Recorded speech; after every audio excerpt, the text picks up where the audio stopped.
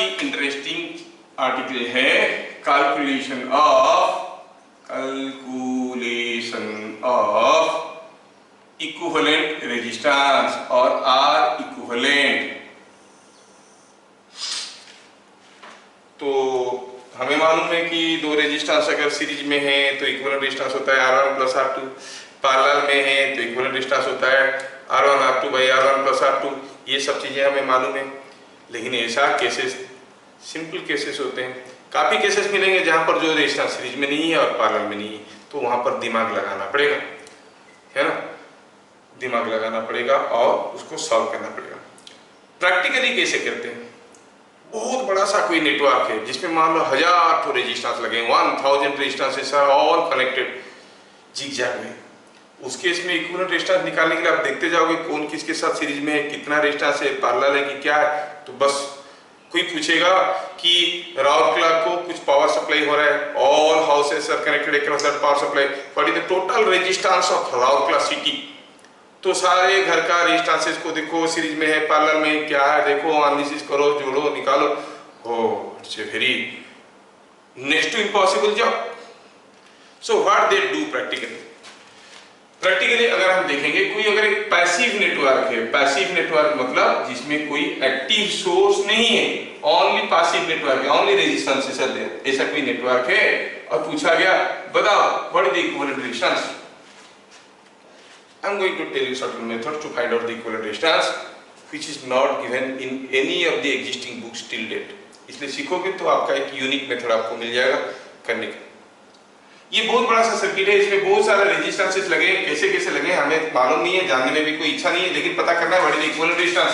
So what we do, we apply a potential difference across it, known potential difference। Suppose we apply V volt across this and we measure what current is being supplied by the battery, whatever may be the things here। If by applying a potential difference of V volt you supply a current of I ampere, then the equivalent resistance must be equal to V by I। So simple, ठीक है, it is very simple way to understand। We are also going to follow the exactly the same method। किसी भी case में हमें भी apply कर देंगे और देखेंगे कितना करंट जा रहा है। सर कैसे कर देंगे सर? अरे देखो कैसे कर देंगे, हम आपको टेक्निक बताएंगे how to find out the equivalent resistance. Now let us proceed step wise. I will give you some steps, 5 steps है। आज मैं आपको 3 स्टेप देता हूं, फिर हो जाएगा, उसके ऊपर थोड़ा प्रैक्टिस हो जाएगा तो और 2 स्टेप दूंगा, ठीक है? Okay, late us proceed. Step number 1, ध्यान से देखना। Apply a potential difference across the circuit जिसका इक्विवेलेंट रेजिस्टेंस निकालना। डिलीट द एलिमेंट्स,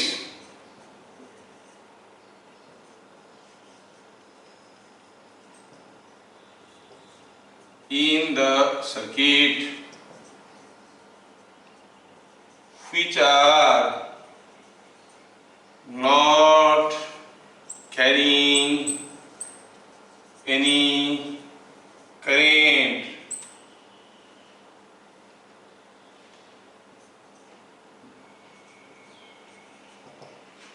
क्या बोला? 5 step.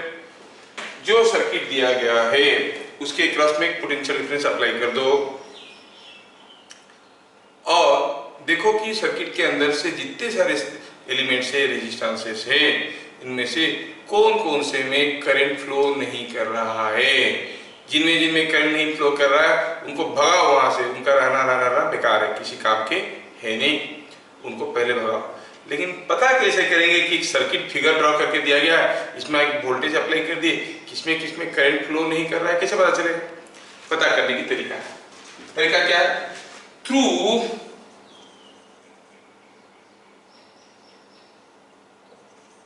an element no current will flow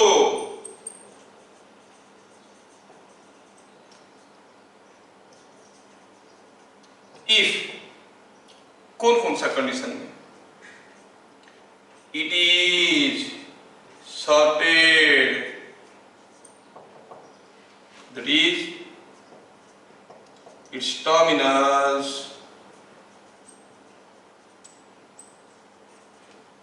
are joined by a zero resistance।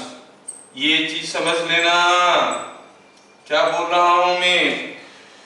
ये कोई एक रेजिस्टेंस है और इसका दोनों एंड को मैं ऐसे जोड़ दिया हूं बाय ए जीरो रेजिस्टेंस। आई से द रेजिस्टेंस इज शॉर्टेड। मतलब अगर मैं यहाँ पे कुछ आई करंट भेजूंगा, मुझे पता करना है what is the current here. अच्छा, यहाँ का रेजिस्टेंस कितना है? जीरो है, क्योंकि कोई रेजिस्टेंस है नहीं। तो आप कहोगे करंट डिवीजन फॉर्मूला लगा के स्मॉल आई का वैल्यू क्या है? Opposite resistance by summation of the resistances into total current. What is that? Zero. Means what is the current here? Zero. So when you have a zero resistance in parallel with this, इसमें current होगा zero. जो जो resistance में current flow नहीं कर रहा उसको काट के भगाओ, मतलब इसको काट के फेंको बाहर। ये रहे ना रहे कोई फर्क नहीं पड़ता। अगर किसी एक रेजिस्टेंस के अंदर से कुछ भी करंट नहीं फ्लो कर रहा है, उसका रहना ना रहना सब बराबर है, भगाओ उसको वहां से। ठीक है, क्योंकि जितना रेजिस्टेंस कम हो जाएगा हमारा कैलकुलेशन उतना आसान हो जाएगा। जैसे पता चला कि the terminals of resistance R connected by zero resistance, काटो फेंको। जितना कम रेजिस्टेंस होंगे हमारा कैलकुलेशन आसान हो जाएगा। तो अब हम क्या देख रहे हैं कि किस किस कंडीशन में किसी एक एलिमेंट के अंदर से जीरो करंट जाएगा। तो ये एक पहला एग्जांपल हम ले दिए, when the terminals are shorted. Bit number 2 हुआ when it is if it is open, it is open, मतलब that is not forming a closed circuit। जैसे मैं बताऊं, आपको पूछा गया कि बताओ इस सर्किट में क्या है इक्विवेलेंट रेजिस्टेंस ए बी में, तो आप क्या करोगे? यहाँ पर एक बैटरी लगाओगे, करंट तो फ्लो करेगा। लेकिन यहाँ पर क्या होगा करंट, क्योंकि दिस एंड इज ओपन, ये ओपन है, क्या करंट यहाँ तक आएगा, बूंद बूंद करके गिरेगा है। फिर आप एक कटोरी में रखोगे करंट, फिर लेके आके मम्मी को दिखाओगे, मम्मी मम्मी देखो कटोरा भर के करंट लाया। ऐसा तो नहीं होता है। Current will not flow, there will be no current because this terminals are open, current flows only in a closed loop. तो यहाँ पर ओपन है तो इसमें करंट हो जाएगा जीरो, इसमें भी करंट हो जाएगा जीरो।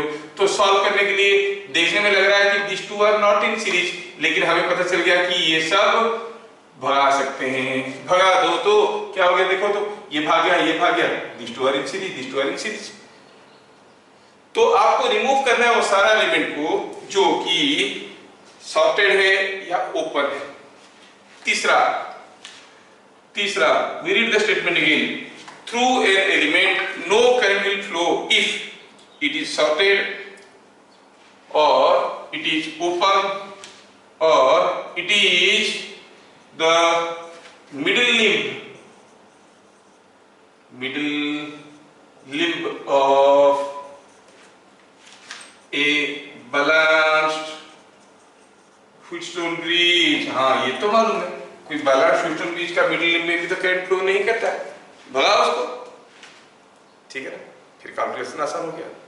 स्टेप नंबर 1 क्या किए, जो भी सर्किट में आपको इक्विवेलेंट रेजिस्टेंस पूछा गया है, जिन दोनों टर्मिनल में पूछा गया है, उन दोनों टर्मिनल में एक पोटेंशियल डिफरेंस अप्लाई करिए। फिर ध्यान से देखिए सर्किट में कौन कौन सा एलिमेंट से करंट फ्लो नहीं कर रहा है, किसी एक एलिमेंट में करंट कब फ्लो नहीं करेगा, अगर उसका दोनों टर्मिनल जीरो रेजिस्टेंस से कनेक्टेड है या फिर वो ओपन है या फिर that is the middle limb of a balanced Wheatstone bridge। तो ऐसा कुछ रेजिस्टेंस मिला, उनको काटो फेंको, तो number of resistances in the circuit will reduce. उसके बाद कैलकुलेशन करना आसान रहेगा। तो ये पूरा चीज था step number 1। Now we go for step number 2। Sequence में जाना। Step number 2, check for series connections.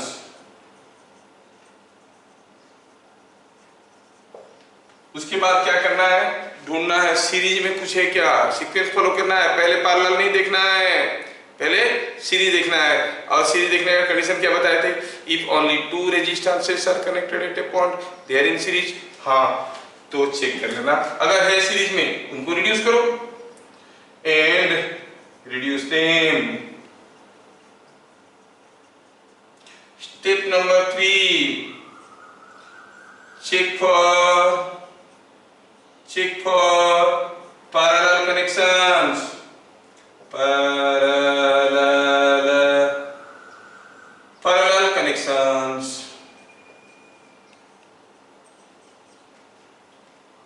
and reduce them। तो पैरेलल कनेक्शन चेक करने से पहले आपको सीरीज कनेक्शन चेक कर लेना चाहिए, क्योंकि two resistances are said to be in parallel if they are not in series, that is most important, they are not in series but you can form a closed loop taking those two resistances। समझ में आया? तो ऐसे बात हुआ।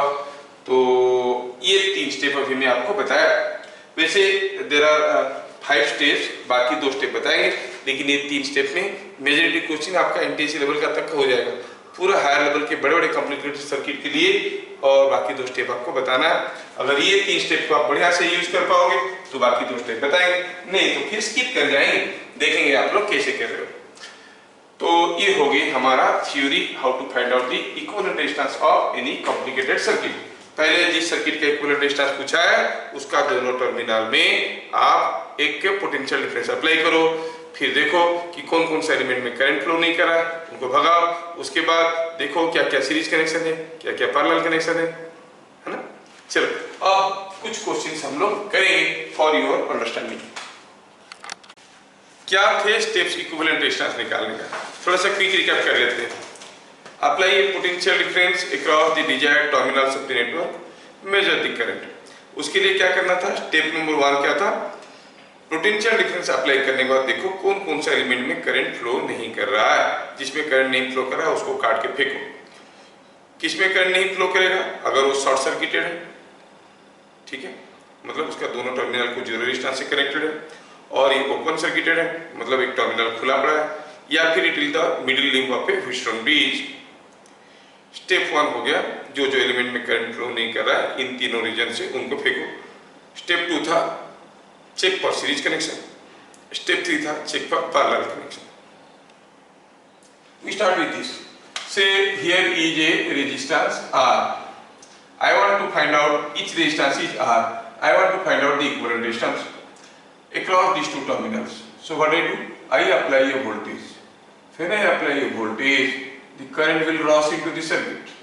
When the current rushes into the circuit, ये current का objective क्या है? ये क्या करना चाहता है?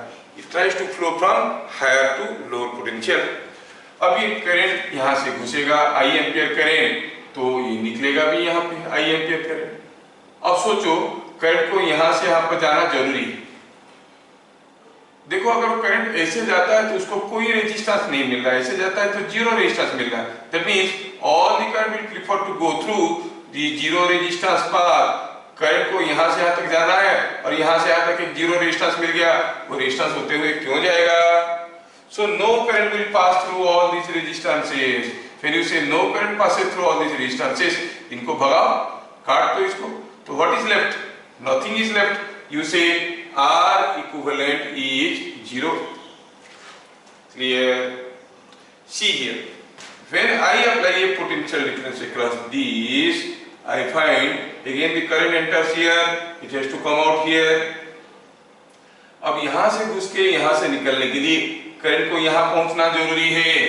क्या यहाँ से यहाँ तक कोई जीरो रेजिस्टेंस एग्जिस्ट कर रहा है?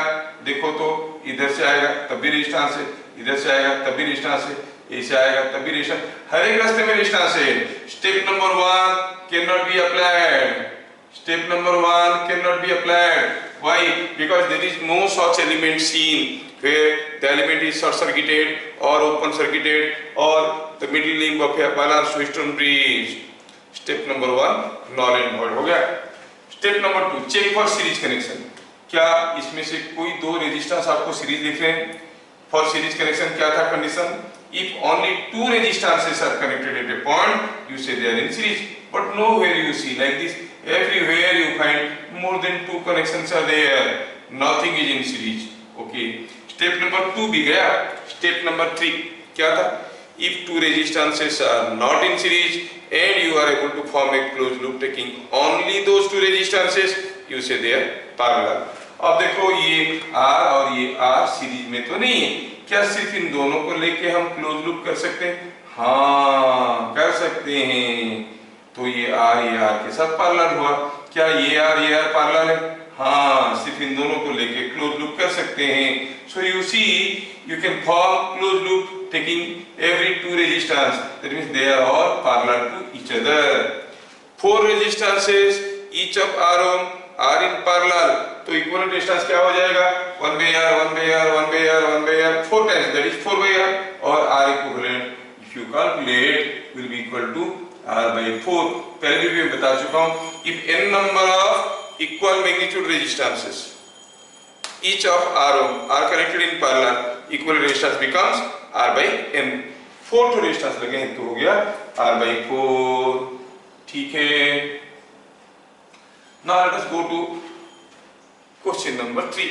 You apply a potential difference across this. The current enters. It enters here. It has to come out here. क्या इसमें स्टेप नंबर 1 की लाइन कुछ दिख रहा है? कोई शॉर्ट सर्किट, कोई ओपन सर्किट? नहीं तो हर जगह तो करंट जा रहा है. तो स्टेप नंबर 1 तो गया. जैसे स्टेप नंबर 1 गया, हमें स्टेप नंबर 2 चेक करना है. वो क्या है? Series connection. क्या कोई किसके साथ सीरीज में?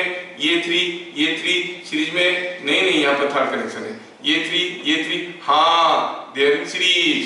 Now you know 3 and 3 are in series. तो जैसे हमें सीरीज कनेक्शन दिख गया, 3 के साथ 3 सीरीज में 6 होता है, तो उन दोनों को भगाए, उनके जगह ले लिए 6. अब और कोई सीरीज नहीं है, लेकिन अभी क्लियरली फिर से दिखने लगा कि this 6 and this 3 are parallel because you are able to form a closed loop. When 6 is in parallel with 3, you know how to find the equivalent resistance. 6 into 3 by 6 plus 3, that is 2 ohm. मतलब इन दोनों की जगह हम क्या लिख सकते हैं? 2 ohm. ये 3 ohm है, ये पूरा चीज 2 ohm है, ये पूरा चीज 2 ohm है, और ये है 3 ohm. 3, 2, 3 are not they all in series? Yes. तो आप कहोगे R equivalent is equal to 3 plus 2 plus 3, that is 8 ohm. कितना इंटरेस्टिंग और कितना सिंपल है. If you apply a potential difference in the next case, the current will enter here, come out here. Current यहाँ से घुसेगा, इधर से निकलेगा. देखो तो स्टेप नंबर 1 एप्लीकेबल है क्या? ऐसा कोई एलिमेंट है जो either शॉर्ट है या ओपन है या ह्यूस्टन ब्रिज का मिडिल लिंब है. शॉर्ट सर्किट तो कुछ दिख नहीं रहा है, लेकिन ये 1 ohm का देखो तो एक नाड़ा इसका कनेक्टेड है, दूसरा नाड़ा ओपन है. इसमें करंट कैसे फ्लो करेगा? फ्लो नहीं कर सकता because it is not connected anywhere. तो इसमें कोई करंट नहीं फ्लो करेगा. भगाओ इसको. ये 5 ohm में इसमें भी कोई करंट नहीं फ्लो करेगा. This end is open. भगाओ इसको. What is left? 4, 2, 3. Equivalent resistance कितना हो गया? 9 ohm. So they are all in series. R equivalent is 9 ohm. ठीक है. तो ऐसे करके हम सारा केसेस में इक्विवेलेंट रेजिस्टेंस निकाल सकते हैं. फर्दर इक्विवेलेंट रेजिस्टेंस निकालने के लिए मैं आपको अभी और भी कुछ क्वेश्चंस दे रहा हूं. लेट अस सी. क्या यहां तक सबको समझ में आ गया है? Any doubt, any question? कोई कुछ नहीं पूछा, मतलब सबको सब कुछ समझ में आया. मुझे आप पर भरोसा है, नहीं तो आप लोग पूछ लेते हो. Question number 5. Now start doing this questions. मैं आपको कुछ नए क्वेश्चन देता हूं करने के लिए. Let me make a simple change. ये है, अब ये है. मैं आपको इक्विवेलेंट रेजिस्टेंस पूछ रहा हूं. हर एक रेजिस्टेंस 6 ohm के हैं. You have to find out the equivalent resistance. ये 6 ohm है. हर एक रेजिस्टेंस 6 ohm का है. Try you can do. Number 6 में you say this question we discussed earlier. ये है क्वेश्चन. ऐसा. Here are 2 triangles, each one having 6 ohm as the resistances, you are asked to calculate equivalent resistance 5 and 6. 5 and 6 ये दो question को करेंगे, ठीक है। और भी क्वेश्चन कर सकते हैं। Let us go for question number 7। Question number 7 में देखेंगे कि how to solve this question.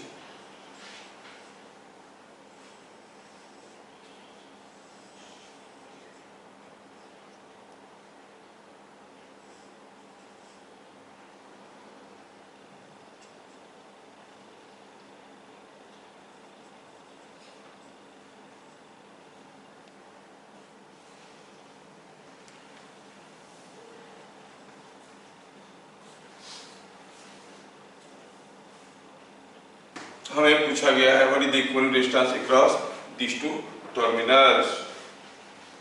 Number 8। कितना सिंपल क्वेश्चन मैं दे रहा हूं, आपको समझ में आ जाना चाहिए।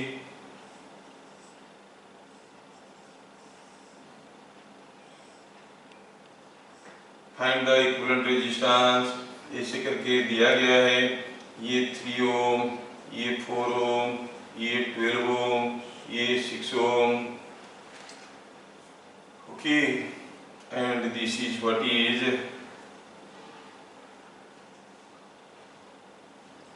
1। You are to find out what is the equivalent resistance across these terminals। 4 question में आपको दिया हूं, थोड़ा सा ट्राई करिए, फिर मैं करता हूं। सारे लोग ट्राई कर चुके हैं, तो चलो देखते हैं। अब हमें ये सारा क्वेश्चन का इक्विवेलेंट रेजिस्टेंस निकालना है। मैं आंसर निकाल देता हूं, आप देख के बताना आपका कितना सही हुआ, ठीक है। Let me do it now. You clearly see, if you apply a potential difference across this, अब करंट यहां से घुसेगा, इधर से निकलेगा। स्टेप नंबर 1 कहता है वो सारा एलिमेंट को भगाओ जो करंट कैरी नहीं कर रहा है। और करंट नहीं कैरी करने का कंडीशन हुआ शॉर्ट सर्किट, ओपन सर्किट और middle limb of a balanced Houston bridge. कुछ तो नहीं दिख रहा है sir, nothing is being seen like this. ओहो, ऐसा कुछ नहीं है। तो फिर क्या करेंगे, तो करंट यहां से घुसेगा, यहां से निकलेगा। स्टेप नंबर 1 एप्लीकेबल नहीं है। सोचेंगे कहीं स्टेप नंबर 2 सीरीज कनेक्शन तो नहीं है। कहीं भी अगर 2 रेजिस्टेंस कनेक्टेड है तो हम कहेंगे सीरीज में है। कहीं भी देखो 2 से ज्यादा कनेक्शन है और नथिंग इज इन सीरीज। सिर्फ ये वायर अगर कट गया होता हम कहते ये सीरीज में है, नहीं, लेकिन ये वायर तो है यहाँ पे। ओहो, अच्छा, ऐसा केस में चलो सोचते हैं स्टेप नंबर 3 पैरेलल कनेक्शन। क्या ऐसा कोई 2 रेजिस्टेंस है जो सीरीज में नहीं है, सिर्फ उन दोनों के लेके क्लोज लूप कर सकते हैं। देखो ये रेजिस्टेंस सीरीज में नहीं है, सिर्फ इन दोनों को लेके क्लोज लूप नहीं कर सकते। बीच में ये आ रहा है, टांग रहा है, तो ये दोनों सीरीज में नहीं है। क्या ये दोनों पैरेलल में है कि नहीं चेक करते हैं। ये दोनों सीरीज में तो नहीं है क्योंकि here there are number of resistances connected, but taking only this and this you can form a close loop. हाँ, तो ये वाला 6 ओम, ये वाला 6 ओम पैरेलल में विद द सेम लॉजिक। ये वाला 6 ओम, ये वाला 6 ओम पैरेलल में है। जैसे आपको इसे कुछ दिख गया, तुरंत अपना काम करना शुरू करो।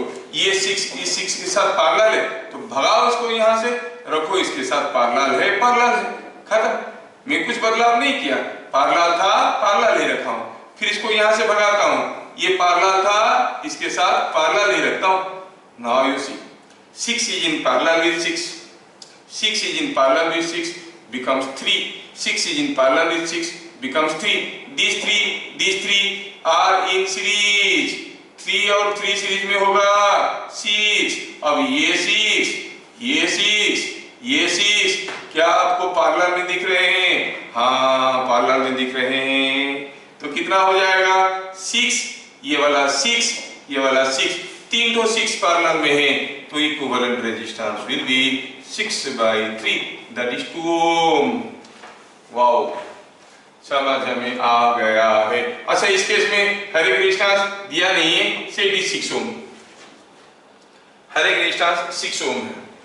हर एक रेजिस्टेंस अगर 6 ओम है तो देखो तो क्लियरली देखिए तो step number 1 not applicable, step number 2 series connection, nothing is in series, step number 3 parallel connection. और पैरेलल कनेक्शन है तो हम देख रहे हैं कि ये 6 को लेके आप क्लोज लूप कर सकते हो। हाँ तो ये पैरेलल में है, जैसे पता चल गया पैरेलल में है, ये तो 6 था, इसको यहां से तोड़ो और इसके साथ जोड़ो, पैरेलल में था पैरेलल में रख दी, ये इसके साथ सीरीज में है, पैरेलल में है, तो इसको निकालो, इसके साथ जोड़ो क्योंकि ये पैरेलल में है, ये इसके साथ पैरेलल में है और ऑलरेडी दिख रहा है हमें क्या करना है, ये 6 पैरेलल में, ये नाड़ा जुड़ रहा है, ये नाड़ा किस काम का, कुछ तो कनेक्टेड है नहीं, भगाओ।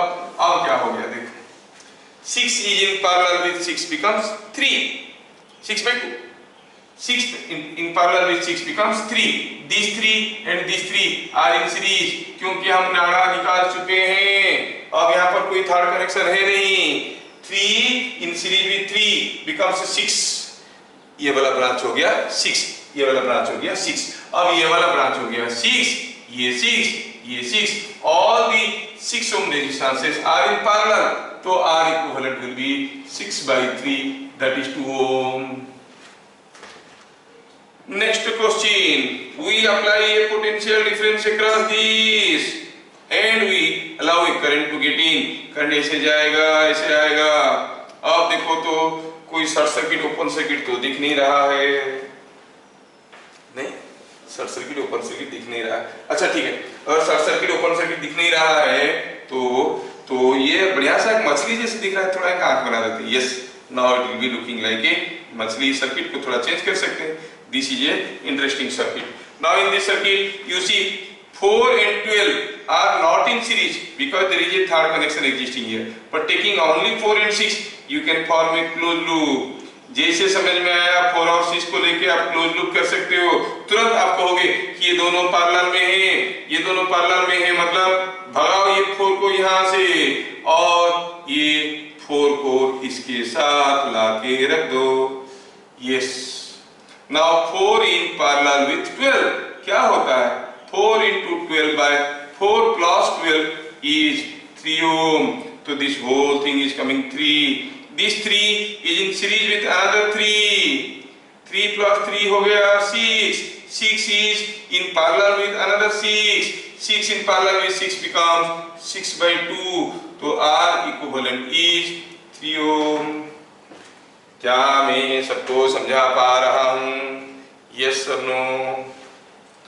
ये तो जो है नंबर 6 में सर डाउट, नंबर 6 में डाउट है, जब वो दो ट्रायंगल जो बेस का ऑपोजिट दो जो रेजिस्टेंस है ना चलो वो तो सीरीज में भी है, हाँ है, तो अभी 3 6 6 हो गया 3, ये हो गया 3 and 3 सीरीज में, 3 and 3 सीरीज में हो गया तो कितना हो गया, ये दोनों मिलके कितना हो गया 6। Now this 6 are in parallel, okay।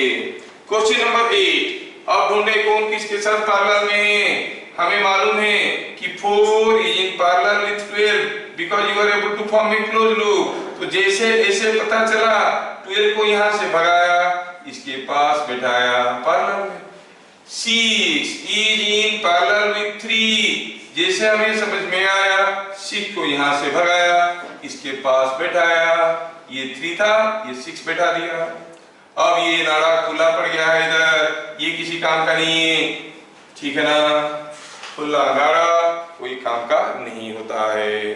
तो क्या देखना है, 4 and 12 are in parallel, 4 and 12 are in parallel, and you know what is the equivalent, 4 into 12 by 4 plus 12 is 3, ये हो गया 3, 3 is in series with 1, so ये वाला चीज बन गया 4, ये वाला चीज बन गया 4 ohm, ऊपर 6 and 3 पैरेलल में है, तो ये वाला चीज क्या बन जाएगा, 6 into 3 by 6 plus 3, 6 into 3 by 6 plus 3 is equal to 2, तो ऊपर वाला 2 है, नीचे वाला 4 है, क्या आपको दिख रहा है कि ये circuit is same as 2 in parallel with 4 है, तो हम कहेंगे R equivalent is 2 into 4 by 2 plus 4 8/6 is 4/3 ohm।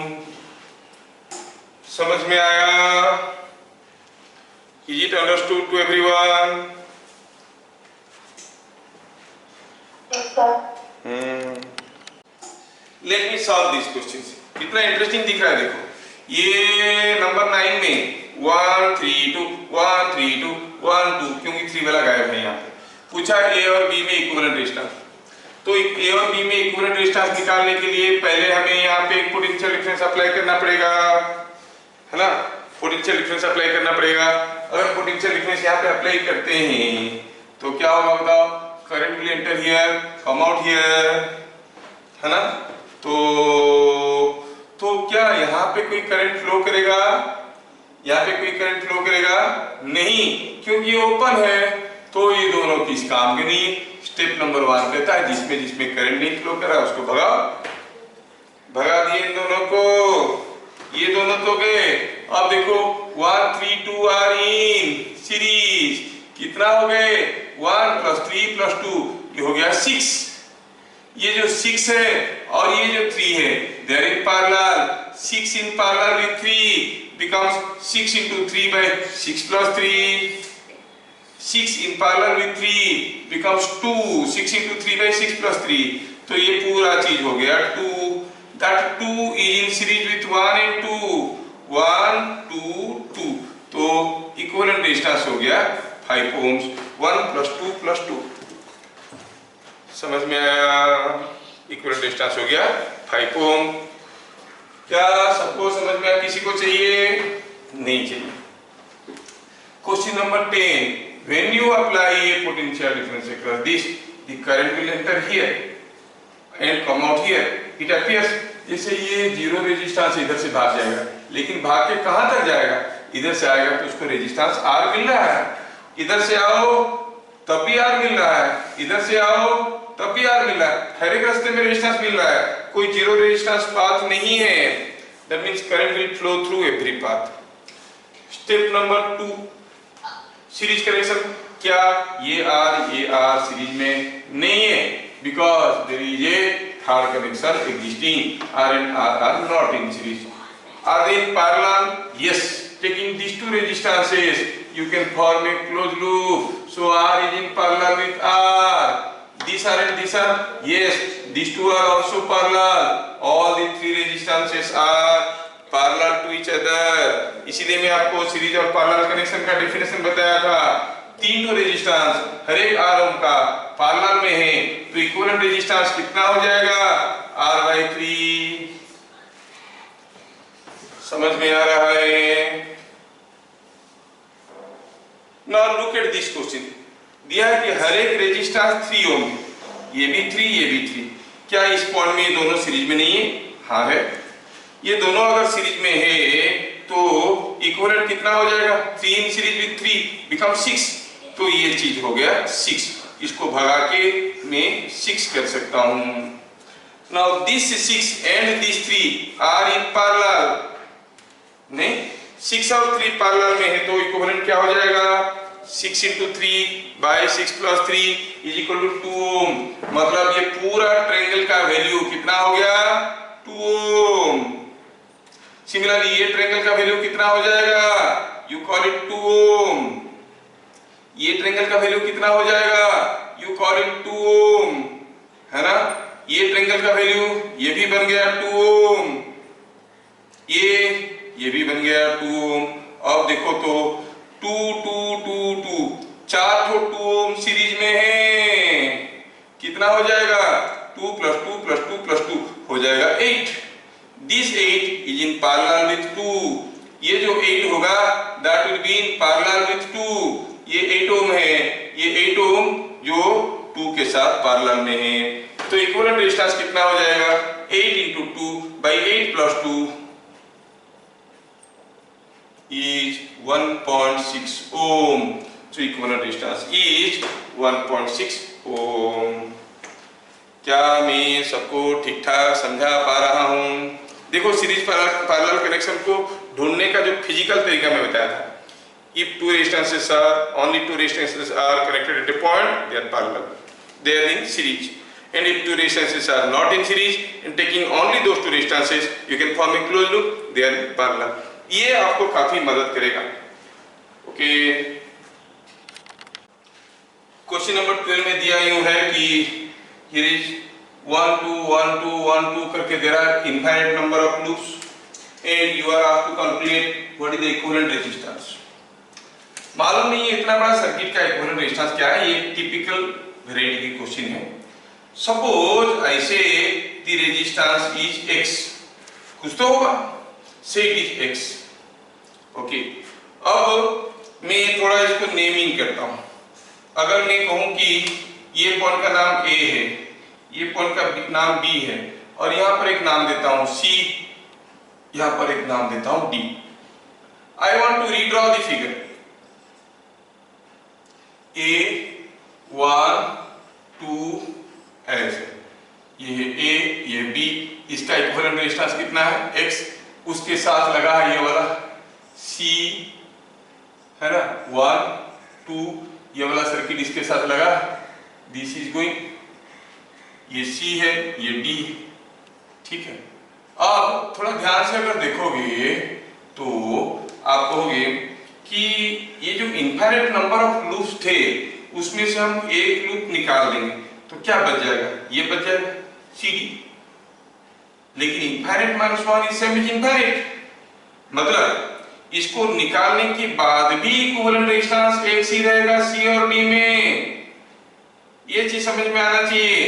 There are infinite number of loops, after removing one loop equivalent resistance across this क्या होगा, रिमूव नहीं करने से जो होता था वही होगा, क्योंकि infinity minus 1 is same as infinity. इसका मतलब C और D में जो इक्विवेलेंट रेजिस्टेंस है, अगर ये है X तो हम इसको भी कहेंगे C और D में जो रेजिस्टेंस है उसको भी कहेंगे X. ये 1 2 X है. ये चीज आपको समझ में आना जरूरी है. क्या मैं सबको ठीक ठाक समझा पाया? सौरभ शुभम सिंह को समझ में आया? Shubham, yes. Now you see this is such A reduced circuit. ये रेजिस्टेंस 1 है, ये 2 है, ये X है और इक्विवेलेंट रेजिस्टेंस इज X है. तो हम क्या कहेंगे, here R equivalent is equal to 2 is in parallel with X and that whole thing is in series with 1. But R equivalent क्या है? As per our assumption it is X. X is equal to 2 in parallel with X is 2x by 2 plus X plus 1.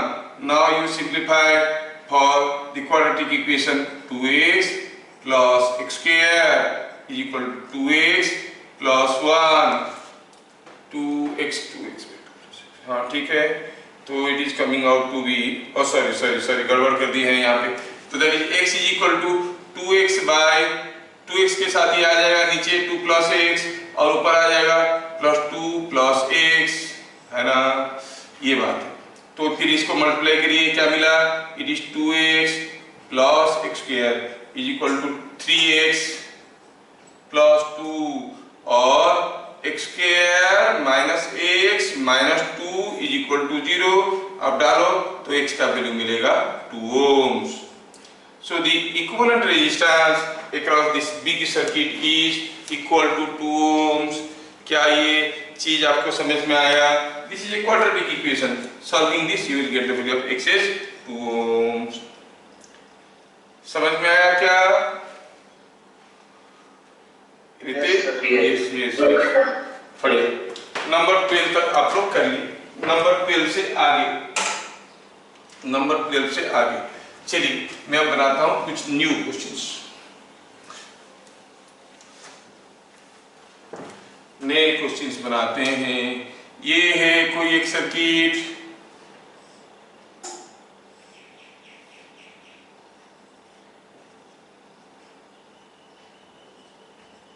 ओम 6 ओम 3 ओम 5 ओम 9 ओम. पूछा है equivalent resistance चाहिए किसमें, number 13 में. Number 14 में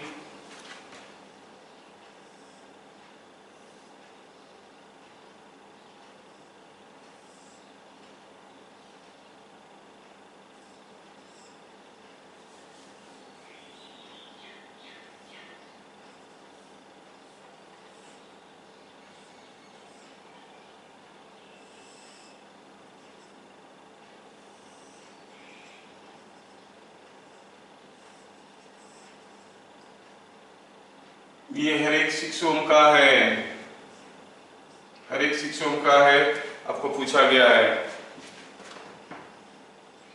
number 15 में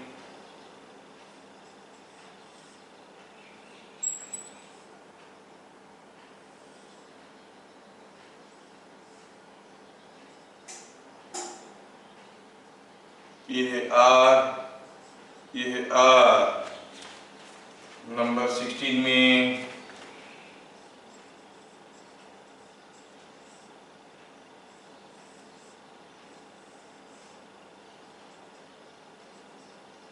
हर एक रेजिस्टेंस R है, इक्विवेलेंट रेजिस्टेंस आपको निकालना है।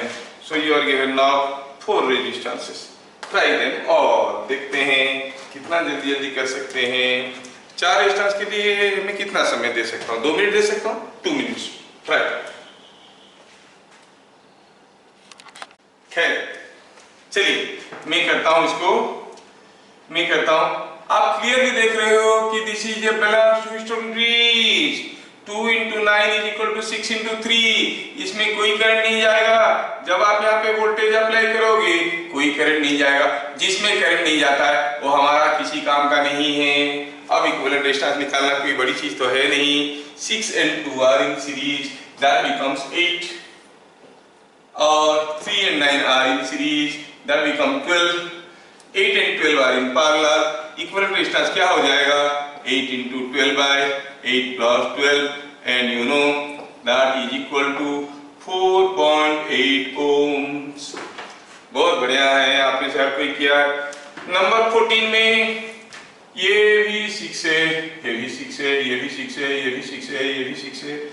अगर हम थोड़ा ध्यान से देखेंगे, थोड़ा ध्यान से देखो, इसमें क्या हो रहा है? मैं यहाँ पे कोई एक बैटरी अप्लाई किया, जिनका नहीं हो रहा है। अब ये जो 6 ओम का रेजिस्टेंस है, इसको यहाँ लगाओ या थोड़ा नीचे लगाओ, क्या फर्क पड़ता है? थोड़ा नीचे लगा देता हूँ, कोई फर्क नहीं पड़ता है। I am keeping the connection as it is. Now I want to deal this part is a circuit and this part is another. Are you able to see this is a Wheatstone bridge? 6 × 6 = 6 × 6। इसको थोड़ा लंबा खींच दो तो दिखेगा। इसका मतलब इसमें करंट नहीं जाएगा, नहीं जाएगा तो भगाओ इसको। नाउ क्या हो गया? 12 in parallel with 12 हो गया 6, that 6 is in parallel with another 6 becomes 3 ohm। बहुत बढ़िया कर रहे हो आप लोग, मैं तो खुश हो गया। नंबर 15 में when I apply a potential difference, current तो हो जाएगा लेकिन पहले ढूंढने का कोई जीरो रेजिस्टेंस पाथ है क्या? देखो तो ये सारा का सारा करंट इधर से जाएगा, इधर से जाएगा, इधर से होते हुए, इधर से होते हुए भाग जाएगा। There is no resistance on its way. The current is prefer to pass through the zero resistance path. ऐसे करके भाग जाएगा। मतलब ये सब में कोई करंट नहीं फ्लो करेगा, ये सब में कोई करंट नहीं फ्लो करेगा। काट दोगे तो R इक्विवेलेंट आ गया 0। आप लोग देख पाते हो, अच्छी बात है। ये सर्किट में अगर हम इसको A, इसको B, इसको C, इसको D कहते हैं, हर एक रेजिस्टेंस R है, तो देखो मैं कैसे कर रहा हूँ अभी। हर एक रेजिस्टेंस अगर R है, ये सर्किट को मैं थोड़ा रीड्रॉ कर रहा हूँ ताकि आपको बढ़िया से समझ में आए। मैंने दिया A यहाँ पे, B यहाँ पे, C यहाँ पे, है ना, और C यहाँ पे और D यहाँ पे। जैसे जैसे रेजिस्टेंस थे वैसे ऐसे कनेक्शन करेंगे, कुछ अपनी मर्जी से नहीं करेंगे। A और B, ये जो BC है, ये जो BC है, BC को पकड़ के मोड़ के वर्टिकल कर दो। BC ऐसे था, उसको ऐसे कर दो। B ऊपर चला गया, C नीचे आ गया। अब देखो क्या होगा कनेक्शन। A और B के बीच में कनेक्शन है R। B और C के बीच में भी तो R है, ये R है।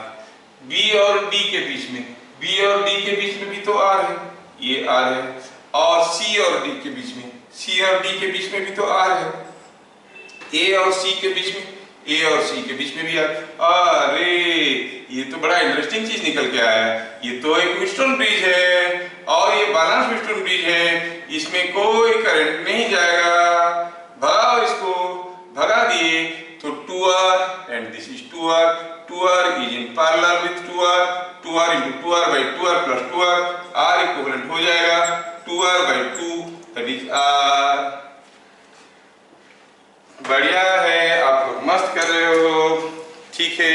Now we have seen 16 questions, और आगे देते हैं आपको करने के लिए, धीरे धीरे आगे बढ़ रहे हैं। आप लोग बहुत बढ़िया कर रहे हो स्टेप नंबर 1 2 3 के साथ, तो स्टेप नंबर 4 5 तो पक्का आपको बताया जाएगा। अच्छा, नंबर 17 करते रहो। ये कोई एक सर्किट है, थोड़ा ध्यान से देखो, कर सकते हो क्या, कर सकते हो क्या। चलो मानते हैं हर एक 3 ओम का रेजिस्टेंस है, ठीक है, हर एक 3 ओम का रेजिस्टेंस 18।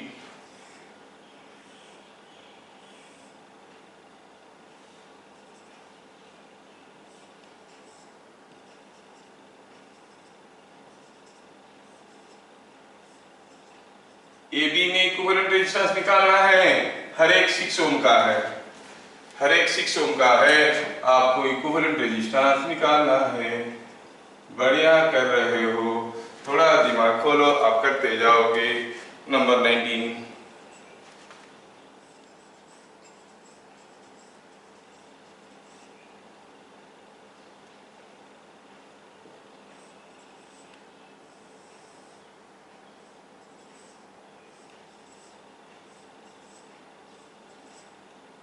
ये जा रहा है ऐसे इंफिनिटी तक, ये भी जा रहा है इंफिनिटी तक, दोनों तरफ ये इंफिनिटी तक जा रहा है, दोनों तरफ ये इंफिनिटी तक जा रहा है। और हर एक सीरीज रेजिस्टेंस 1 है, हर एक शॉर्ट रेजिस्टेंस मतलब पैरेलल रेजिस्टेंस 2 है। पूछा है बताओ इक्विवेलेंट रेजिस्टेंस क्या होगा, इक्विवेलेंट रेजिस्टेंस क्या होगा, आपको सोचना है। आप लोग कर सकते हो, you are very clever. Number 20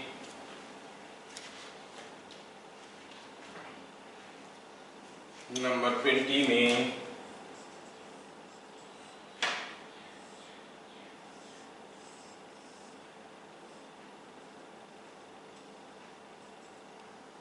ये हर एक 6 ओम का है और आपको इक्विवेलेंट रेजिस्टेंस पूछा गया, ये 6 सारे 6 ओम का है, इक्वल रेजिस्टेंस आपको पूछा गया है।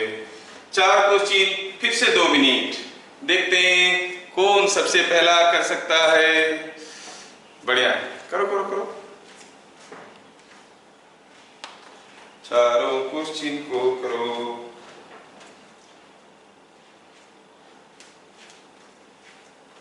ठीक है, यू कैन ट्राई। बहुत बढ़िया कर रहे हो, बहुत बढ़िया कर रहे हो। इतने सारे बच्चों का पूरा सही आंसर आ गया है। कितना जल्दी जल्दी आप लोग सोच लेते हो, इससे बढ़िया और क्या हो सकता है। So happy to see your performances. सारे के सारे आंसर सही दे देते हैं, कितना मस्त है। हमें AB में इक्विवेलेंट रेजिस्टेंस निकालना है, जिनका नहीं हुआ है देख लो। ये 3 ओम है, ये 3 ओम है, ये 3 ओम है। 3 and 3 are in series, that is 6. 6 is in parallel with another 3. 6 and 3 are parallel. It becomes 2. That means this triangle value becomes 2. Oh, this triangle value becomes 2. ये ट्रायंगल ये भी बन जाएगा 2. ये ट्रायंगल ये भी बन जाएगा 2. ये ट्रायंगल ये भी बन जाएगा 2. और ये क्या है? ये 3 है, ये 3 है, ये 3 है। थोड़ा इस फिगर को मैं रीड्रॉ करना चाहूंगा। देखो तो एक 3 है, एक 3 है, 3 3 3। और क्या इधर 2 and 2 सीरीज में है, हो गया 4। इधर 2 and 2 सीरीज में है, हो गया 4। ये 4 है, ये 4 है। कितना इंटरेस्टिंग है। अरे वाह, it is a balance system bridge. 4 into 3 is equal to 4 into 3। बीच वाले में तो करंट नहीं जाएगा। जब आप बैलेंस हो जाते हो, कोई स्ट्रेस स्ट्रेन नहीं होता है, बीच में कोई करंट नहीं होता है, तो बीच में करंट नहीं हुआ तो भगाओ इसको, भगा दिए। Now this is 7, this is 7. 7 in parallel with 7 are equivalent is 7/2. मस्त मस्त कर रहे हो सब। ठीक है, अनुभव मुंशी का भी हो गया। चलिए, now we go for question number 18। तो 17 को मिटाते हैं ताकि थोड़ा 18 के लिए स्पेस मिलेगा। 17 को मिटा देते हैं, 18 के लिए स्पेस मिलेगा। फाइन, गया 17। 18 में देखो डरने वाली चीज नहीं है। ये जो नाड़ा इधर पड़ा है इसको थोड़ा बाहर की तरफ कर दो, ठीक है, कोई तकलीफ नहीं, ऐसे कर दो ऐसे कर दो, क्या फर्क पड़ता है। और ये जो ट्रायंगुलर पीस अंदर की तरफ पड़ा है इसको भी थोड़ा बाहर की तरफ कर दो। ये है 6, ये भी 6, ये जो 6 तो इसका था, ये है 6 नहीं, और ये वाला नाड़ा यहाँ पे आ जाएगा, मतलब ये वाला पोर्शन को मैं फोल्ड करके बाहर की तरफ डाल दिया। क्या आपको दिख नहीं रहा है कि ये व्हीटस्टोन ब्रिज है? हाँ, तो इसमें कोई करंट नहीं जाएगा। करंट नहीं जाएगा तो भगाओ।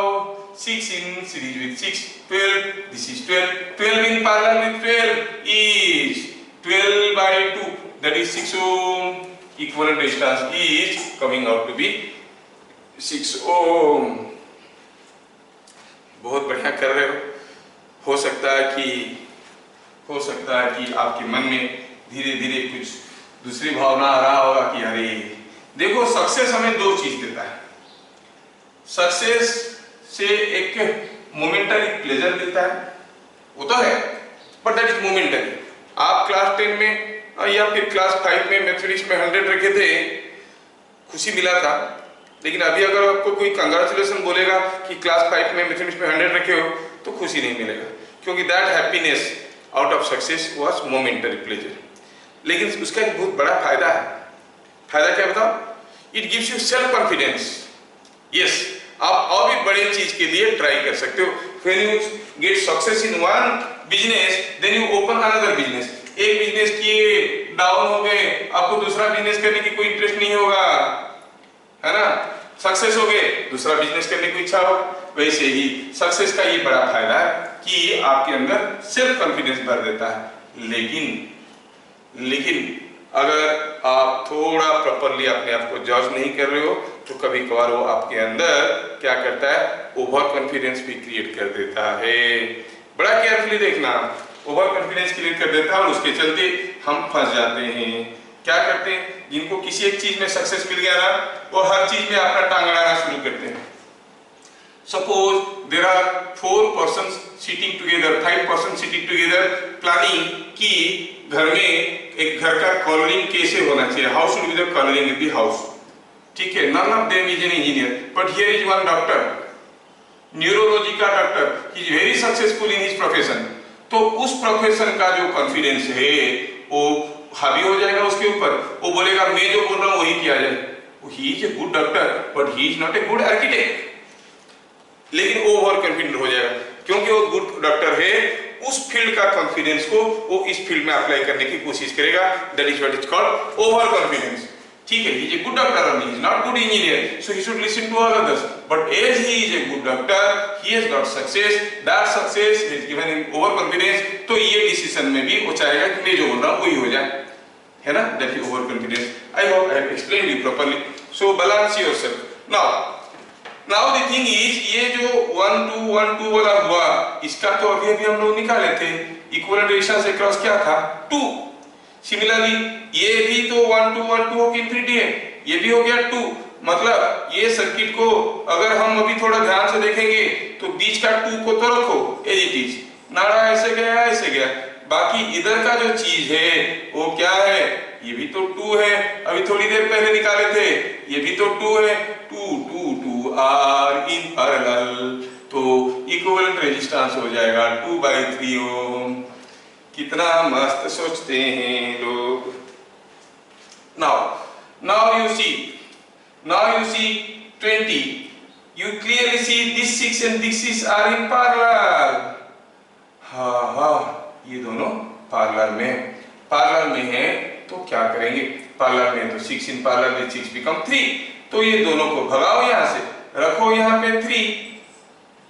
लेकिन जैसे इसको 3 बना दिए, दिखने लगा कि ये व्हीटस्टोन ब्रिज है, इसके अंदर से कोई करंट नहीं जाएगा, भगाओ इसको, भाग गया ये, बाकी बच गया 12 in parallel with 12, that is 12 by 2 is equal to 6 ohm, equivalent resistance is 6 ohm. बहुत अच्छा खेल रहे हो, मुझे बहुत अच्छा लगा ये सब क्वेश्चन करवा के आपसे, क्योंकि आप सारा क्वेश्चन के आंसर दे पा रहे हो। Majority of you are giving, I am so happy to see it. Now let us proceed. फिर इतना जानने से क्या हम सारा क्वेश्चन का इक्विवेलेंट रेजिस्टेंस निकाल सकते हैं? चलिए एक क्वेश्चन ट्राई करके देखते हैं। Question number 21। अभी हमें लगने लगा है कि कुछ भी रख दो हमारे सामने, हम इक्विवेलेंट रेजिस्टेंस निकाल सकते हैं, ऐसे लगने लगा।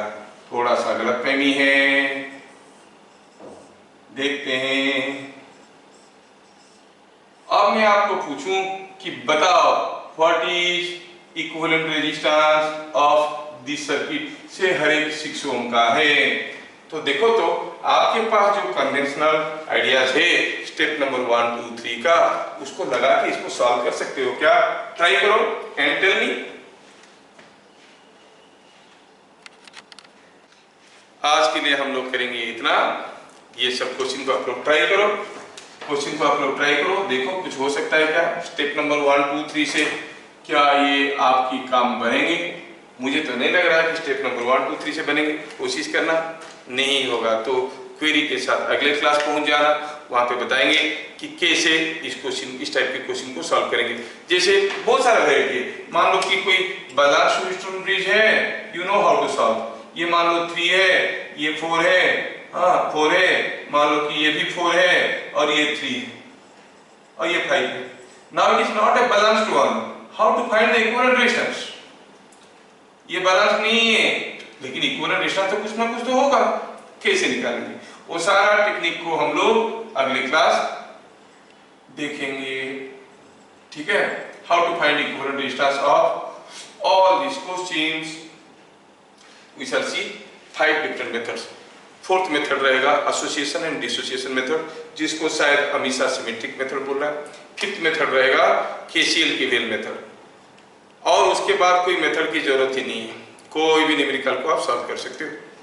There are other methods called star delta method but not included in +2, इसलिए मैं उसको नहीं बताता हूँ, वो इंजीनियरिंग में पढ़ाया जाएगा आपको स्टार डेल्टा मेथड। लेकिन स्टार डेल्टा न्यूमेरिकल को भी हम लोग इसी मेथड से कर सकते हैं, ठीक है? तो फिर मिलेंगे अगले क्लास, तब तक के लिए जय हिंद।